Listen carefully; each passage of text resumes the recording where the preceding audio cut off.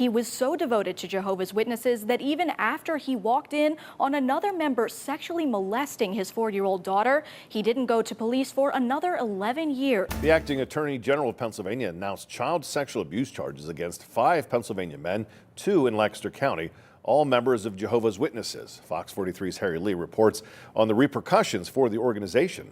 Children were abused, the elders knew, and they said nothing.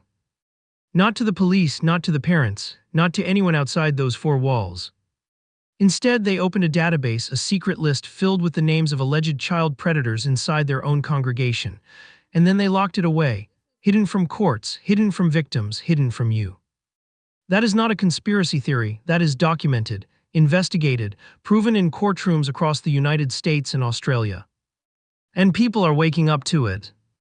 Thousands, maybe millions, of Jehovah's Witnesses are walking away from the only life they have ever known, leaving behind their families, their friends, their entire identity, because what they discovered inside that organization shattered everything they believed. So today, we are going to talk about the real reason so many are leaving Jehovah's Witnesses, not the surface-level stuff, the deep, documented, disturbing truth that the organization does not want in the public conversation. Stay with me because this matters. To understand why people are leaving, you first have to understand what it means to be a Jehovah's Witness. This is not just a religion, this is a total world. From the moment you are born into it, everything revolves around the congregation. Your friends are witnesses, your family are witnesses. Your social life, your holidays, your career choices, your marriage, all of it is shaped and controlled by the organization known as the Watchtower Bible and Tract Society, headquartered in Warwick, New York. Members are taught from childhood that this is the one true organization on earth approved by God, that the end of this world, what they call Armageddon, is coming soon, and that only faithful Jehovah's Witnesses will survive it. That kind of belief system creates something very powerful and very dangerous. It creates absolute loyalty. It creates a population of people who trust the organization with their lives, who do what the elders say, who do not question, who do not go to outsiders with problems. And that is exactly the environment where the worst kind of abuse can thrive unchecked. Let's get specific, because this is where it gets deeply disturbing.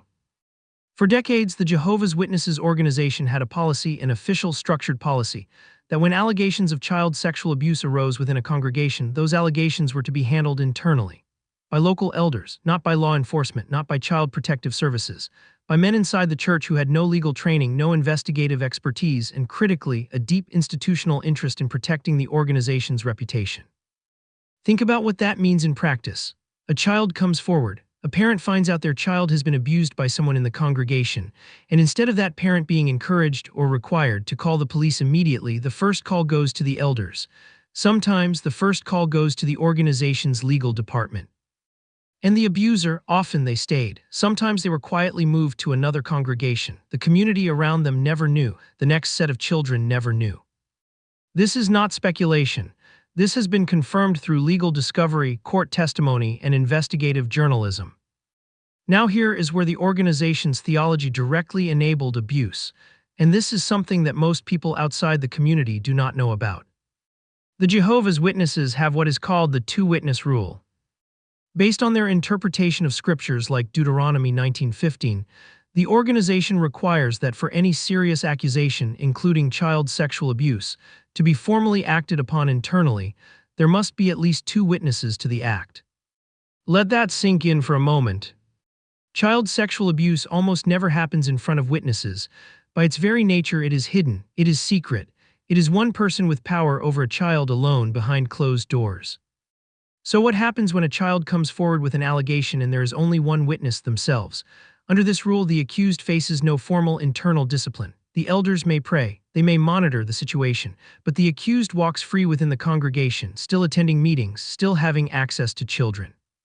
Survivors and advocates have called this rule exactly what it is, a predator's shield, built into the theology of the organization itself. Former members have testified in court that when they reported abuse and invoked the two-witness rule, elders told them directly that without a second witness, their hands were tied. Imagine being a child, a teenager, or a parent, and being told your word alone is simply not enough. The organization has defended this rule as biblically mandated. Critics, including judges and government investigators, have called it dangerous, archaic, and legally and morally indefensible in the context of child protection. Now we get to what might be the most explosive revelation of all. Investigative journalists at the Center for Investigative Reporting uncovered something that rocked the foundation of the organization's credibility. The Watchtower Society, the governing body of Jehovah's Witnesses, had been quietly maintaining a secret internal database of congregation members who had been accused of child sexual abuse. Not a small list, a database spanning decades, containing thousands of names. Names that the organization knew about, names that law enforcement did not have, names that civil courts have repeatedly demanded and that the organization has repeatedly refused to hand over. In case after case, when courts have subpoenaed this database, the Watchtower's legal team has fought back, hard, spending millions in legal fees to keep those names hidden from the very authorities whose job is to protect children. Ask yourself this question: why? If those individuals were found innocent, why protect the database so fiercely? If the organization truly has nothing to hide, why spend millions of dollars in legal fees rather than simply cooperate with law enforcement to protect children? The answer that survivors, lawyers, and investigators keep coming back to is deeply uncomfortable. The organization's priority, they argue, has been institutional self-protection, protecting the Watchtower's reputation, finances, and authority above the safety of the children in its care. So let's say a survivor decides they have had enough. They want to speak out, they want to warn others, they want justice. What happens to them? They get disfellowshipped. Disfellowshipping is the Jehovah's Witnesses' form of excommunication, and it is unlike anything most people outside the community can fully comprehend, because when you are disfellowshipped, it is not simply that you leave a church and move on with your life. Every Jehovah's Witness you have ever known is now required to cut off all contact with you, your friends, your neighbors, your siblings, your parents, your children in some cases. You do not get a farewell, you do not get an explanation, you get silence. Total, devastating, socially engineered silence. Former members describe it as being socially killed. Your entire support network, your entire community, every relationship you have ever built inside the organization gone overnight. And this is the threat that hangs over the head of every survivor who even considers speaking publicly. If you talk, you lose everything. If you go to the media, you lose everyone. This is not an accident. This is a system that functions, whether intentionally or not, as a silencing mechanism. It keeps victims quiet, it keeps abuse hidden, it keeps the organization's dirty laundry locked away from public view. Many former members have described the shunning policy as a form of psychological and emotional abuse in itself, a secondary trauma layered on top of whatever they originally suffered. The good news, if there is any good news in this story, is that the walls are closing in. Courts around the world are no longer accepting the Watchtower's institutional defenses. In Australia, the Royal Commission into Institutional Responses to Child Sexual Abuse conducted a landmark investigation. Their findings were damning. They found that the Jehovah's Witnesses' policies were fundamentally flawed and placed children at unacceptable risk. They found 1,006 alleged perpetrators of child sexual abuse within Australian congregations whose names had never been reported to police. 1,006 names. In the United States, courts have handed down massive financial penalties to the Watchtower organization. In one high-profile case in California, a jury awarded a survivor $28 million in damages, later reduced but still a landmark ruling, finding that the organization had acted negligently in its handling of abuse allegations. Multiple cases across multiple states have followed similar patterns: discovery documents, damning internal memos, evidence that leadership knew, that warnings were given and ignored, that the institutional machinery was built to protect the organization rather than the vulnerable. Governments, investigators, and courts are now using language that was once reserved for the Catholic Church abuse scandal, and many survivors say that comparison is not only fair, it is overdue. So now you understand why they are leaving. It is not because they stopped believing in God. It is not because they became worldly or spiritually weak. The explanations the organization often offers for why members walk away. They are leaving because they discovered the truth. They are leaving because a mother found out that the man who abused her daughter was on a secret list the organization kept hidden from police.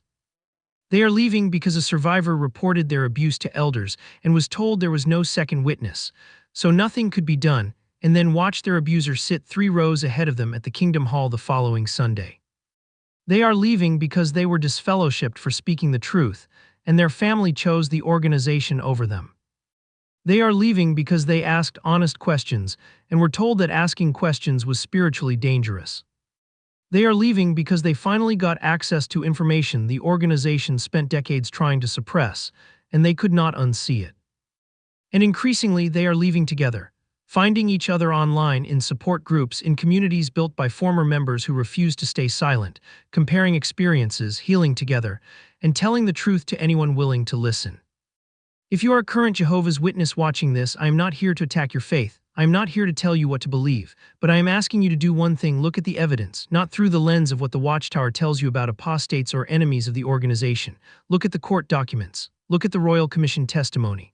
Look at the faces of the survivors who gave everything up just to tell their story.